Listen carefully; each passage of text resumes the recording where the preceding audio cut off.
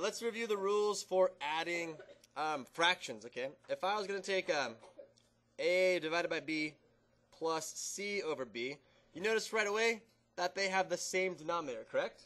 Yeah. If they have the same denominator, then how do you add fractions together? Who remembers how to do it? It just goes straight across, yeah. So that's just A plus C all divided by B, right?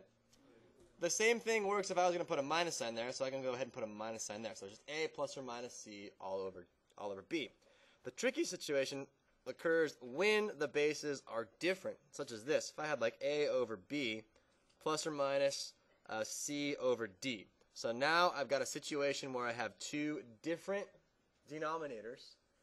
So I have to create this sort of lowest common multiple, right? This LCM, which is just the product of B and D together. So then I would have something that looks like this. I'd have A times D plus or minus C times B, all divided by the LCM, which would be, BD. So better if they're the same. it is way better if they're the same. It's a lot easier, not as many steps, okay? So does that ring a bell to everybody? Yeah. Okay, so this is important, and this is important, and that's the first box. You okay? All right, let's do an example. Yeah, is this important? Right. I drew the clouds. Wow. That is not. Okay, let's do part A together. Let's add, let's go 2x squared minus 4, all divided by 2x plus 5 plus the quantity x plus 3, all divided by 2x plus 5. Okay, why do we like this problem so much? Why are we so happy right now? Because they have the same, and let's get the right name for that. What are those called? The denominators, right? The same denominators. If they have the same denominator, then we just go ahead and add straight across. So I have the quantity 2x squared minus 4 plus the quantity x plus 3 all over a single denominator of just 2x plus 5. Now I go and I add like terms, and the only like terms I see are this one and this one, right? Negative 4 and 3. So my final answer when it's all said and done is just 2x squared plus x and then minus 1 divided by 2x plus 5. Is that cool for everybody? Not too bad, right? We're pretty good at that kind of stuff, right? And if we can factor the numerator, we should go ahead and do that just in case any part of it cancels with the bottom. So in the back of the book, you might see something like when I factor this, 2x minus 1 times x plus 1 all divided by 2x plus 5. That's the factored form, which is what the book might give you, okay?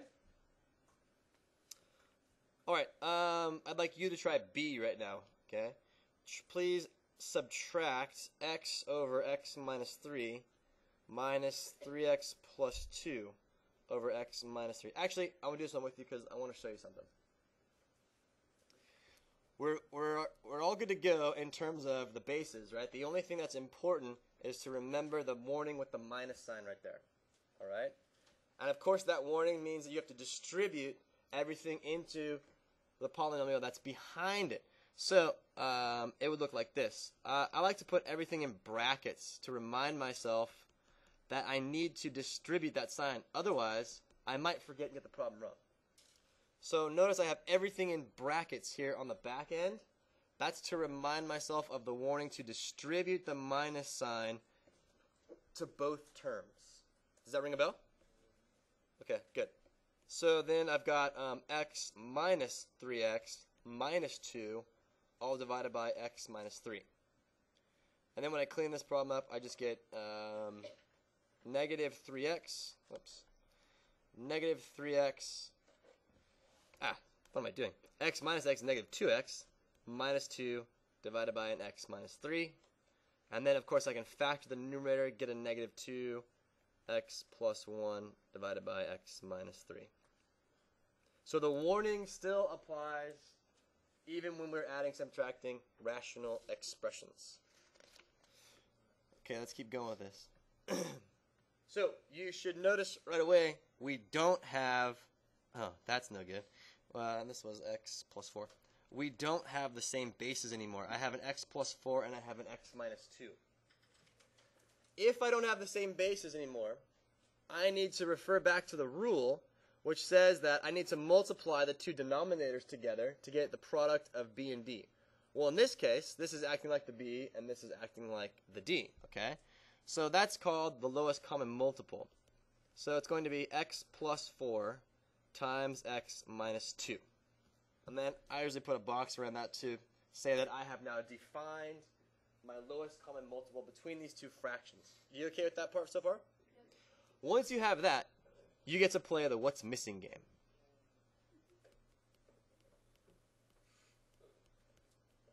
This is super fun.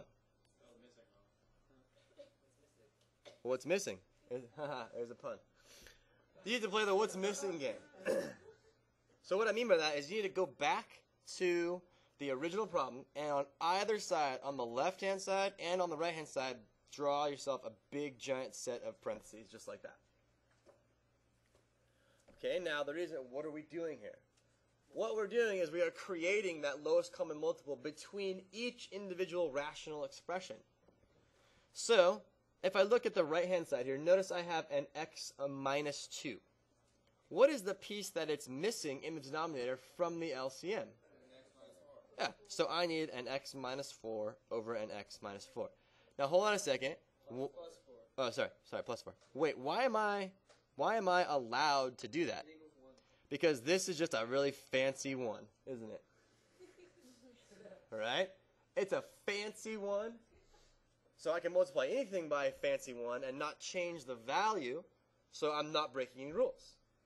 I just have a fancy one. You guys get it? Okay, now, go over here. What's this piece missing?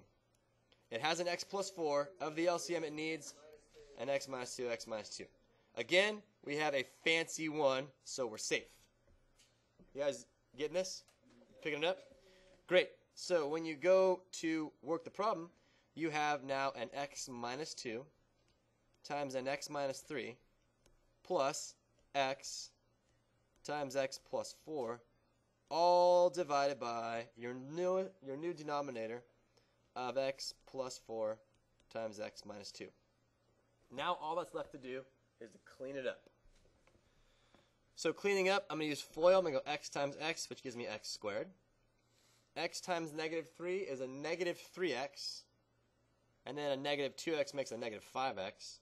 And then plus 6 plus x squared plus 4x, all divided by my new x plus 4 times x minus 2.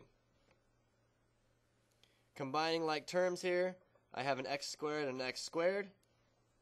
I have negative 5x and a 4x, and then I just have a 6. So combining all that stuff gives me the answer of 2x squared minus x plus 6, all divided by x plus 4 times x minus 2. Yeah, if we can factor the top, we should factor the top. Does that factor? Let's see here. 2x plus 2 times x minus 3. Is that right? Negative 6x plus 2x. That does not work. No, you cannot factor this anymore. So our answer is just like that. What do you guys think about that? Not too bad? Okay, I would like you to try one on your own for part B. Is there a legitimate you try? You try. No inflection. Here you go, you guys ready? It's going to be x squared, all divided by x squared minus 4 minus 1, all divided by, not a big deal. Okay, so take a look. You should have got this as an answer. You should have got x to the third minus x squared plus 4 all over x plus 2, x minus 2 times x. Who got it right? All right, very good. Let's take a 5-minute break. Nice job.